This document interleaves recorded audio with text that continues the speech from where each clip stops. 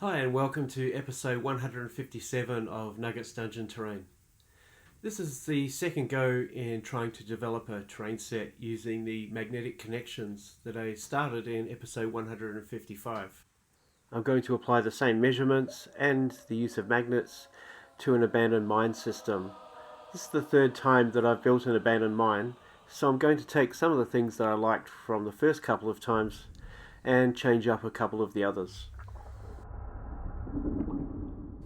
The biggest difference is that I'm going to put in tracks. I'm using this compass like calipers and deciding the gauge of the track. I'm then going to use this to draw the two track lines to be parallel on each of the pieces.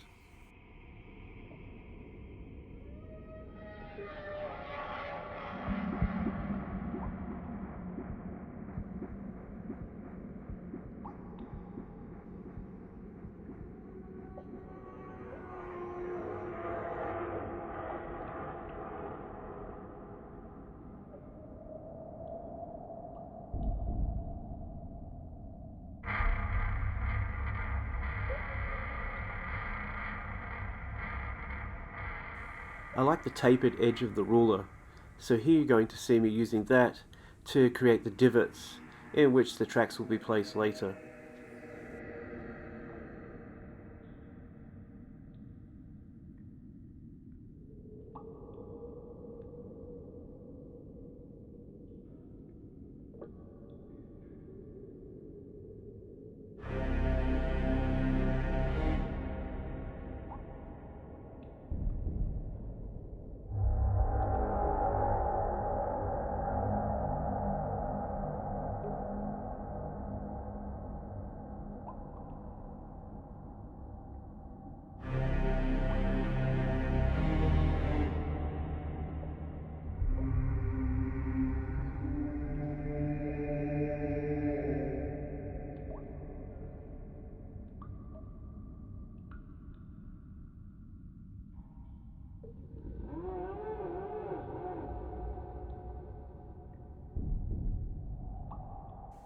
It's the first time that I'm putting grid tiles in a mine, so to show the difference between the track and the grids, I couldn't just draw a hollow track like I did the last time around. That's why this time I'm putting in a divot and I'm going to place in that space some coffee stirrer sticks.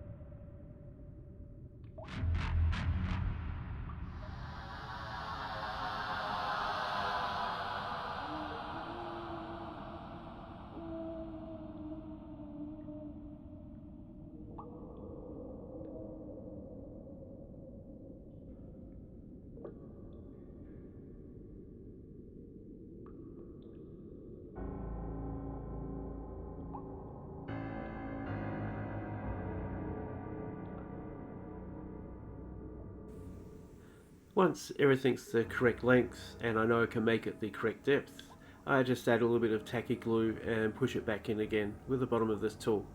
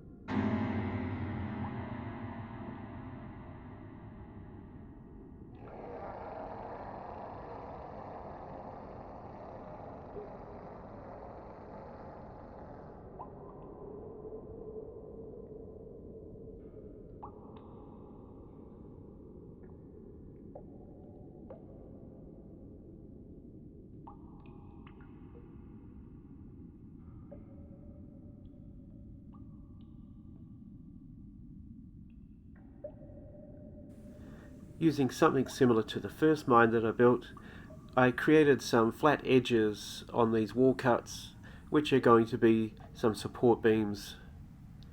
On each support beam I draw in a couple of nail holes and some heavier grain, and then I just use a toothpick to put in some lighter grain.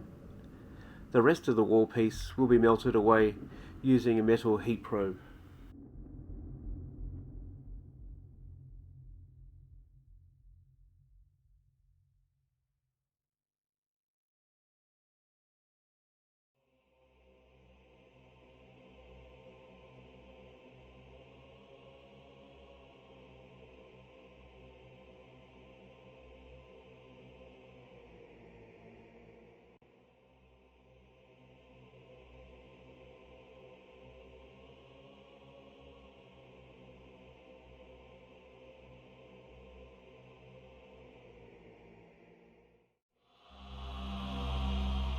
As I melt away the surface to make it more irregular, I make sure that some of the areas I dig in just a little bit more.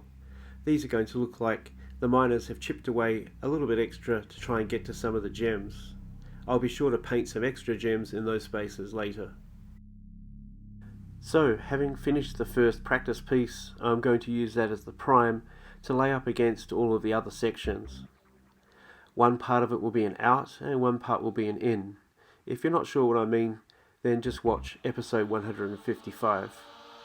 This system will be used to line up the tracks, and it will also be used to line up the magnets so that they have the correct polarity.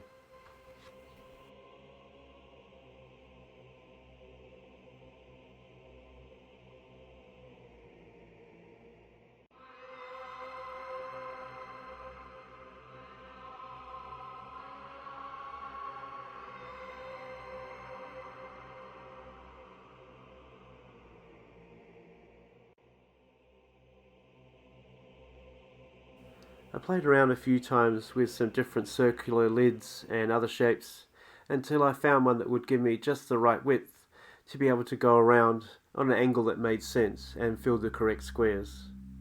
I then traced around that a couple of times using the compass and then established the proper line using a pen.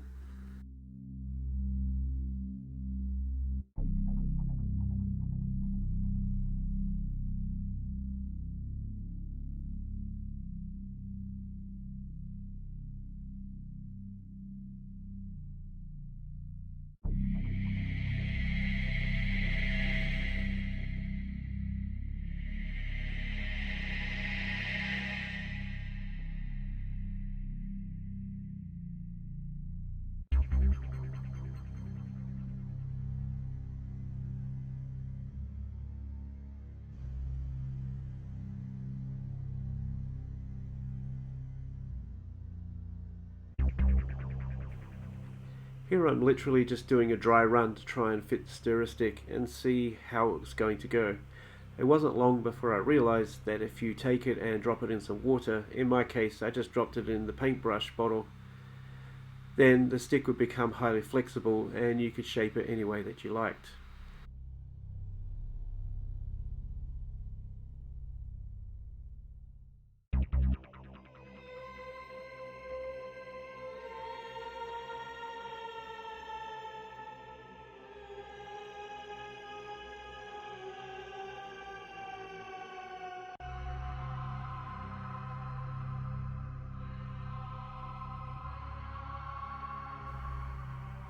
This piece here is a little bit out of vertical alignment, so I'm putting in my first sleeper to hold it in place while the glue dries.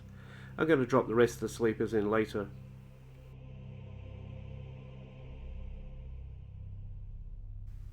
The sleepers are obviously supposed to go under the tracks to hold it in place and keep it level, so I make sure as I put it in that I push it down quite a long way, so basically it's only just sitting out of the surface and looks like it's low enough to go underneath the track. Another way to have done this could have been to draw the sleepers in, but because I'd already textured the base, that wouldn't have made as much sense. First I slap a grey over the whole area. All of these paints are the cheapest craft paints that you can buy.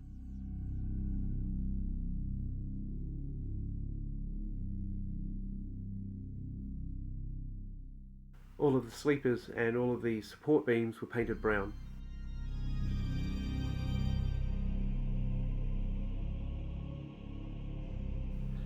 I then took this dark brown, I think it's a burnt umber, and then heavily dabbed it, especially in the areas of the track and the areas in which people would have walked the most. So the high traffic areas were darkened and dirtied up.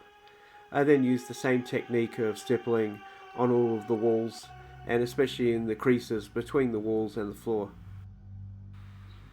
I highlighted some of the wooden areas, painted the track silver, and then, with a little bit of ink and a lot of water, washed the whole thing.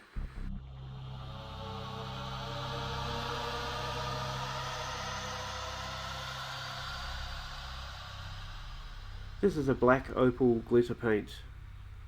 If you wanted to have gold in the walls, I suppose you could use a gold glitter, but I think that this dark finish suits the gloominess of the mine a lot more, and I'm pretty happy with it.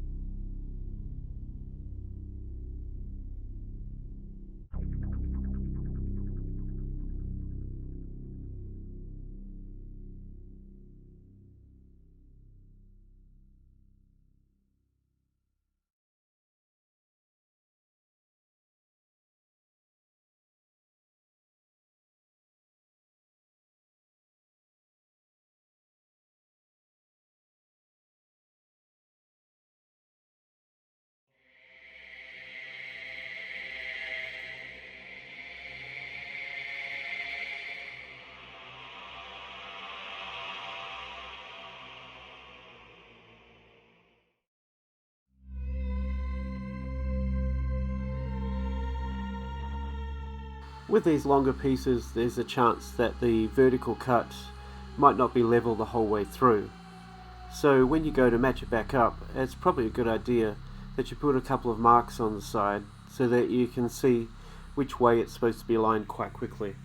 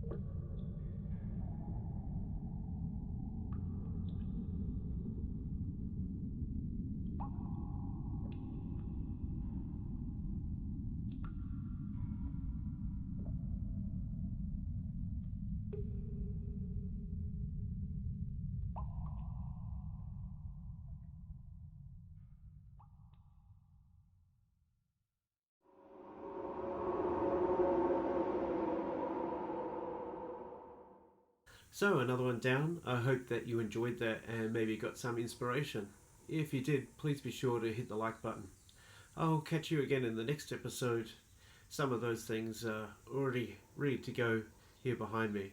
So maybe on the weekend I'll catch you again. Until then, it's Brett signing out.